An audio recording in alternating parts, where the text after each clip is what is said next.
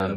There's another mismatch that's happening too, a kind of an asymmetrical mismatch. So in recent decades, we've done a great job of bringing women out of the home and into the workplace. There's been a big switch from a brawn-based economy to a brain-based economy, and the brakes have been taken off women in education and the workplace, and they're doing great. And for the most part, men are actually not bothered by high achieving women.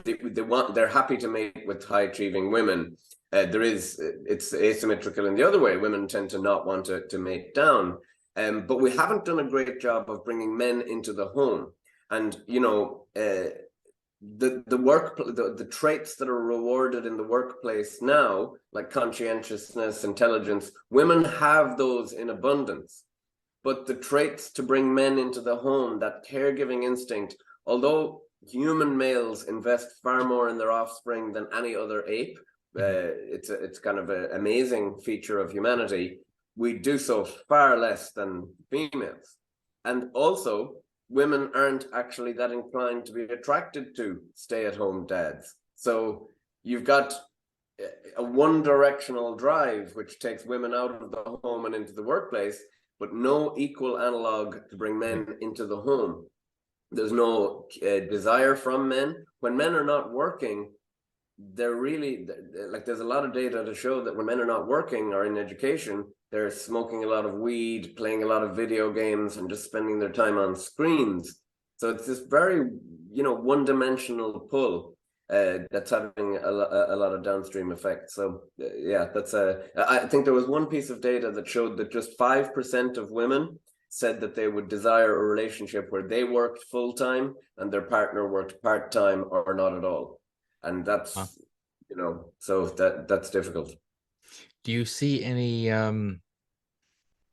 change in this possibly from any recent data that this is only something that's temporary, and that somehow there's going to be at least a correlative shift from the men with women to correlate something where it's going to at least bring them together at some point, some interval? I don't know. I think you will see more and more women mating down, marrying men less educated themselves, but it will come with these downstream problems that we're not yet kind of reckoning with.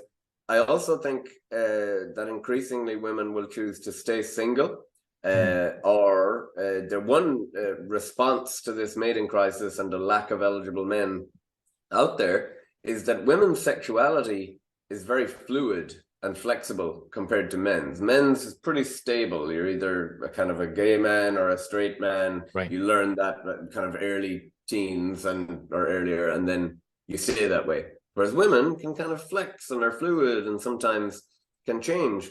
So you might actually see women, rather than settling for a lack of eligible men out there, they might actually experiment around with their sexuality later in life, and kind of, you do see LGBT numbers skyrocketing all the time.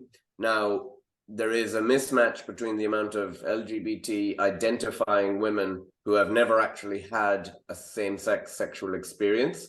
Right. But the fact that they identify as such suggests a fluidity to the sexuality that they could perhaps act on that. So that might be one response to the mating crisis from women. We'll see.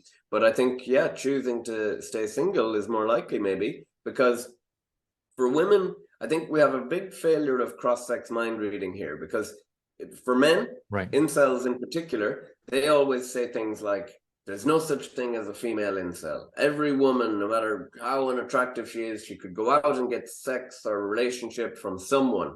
It might not be exactly the type of sex or relationship that she wants, but she could get some. And for men, or for incels, and maybe for men more broadly, some is always better than none.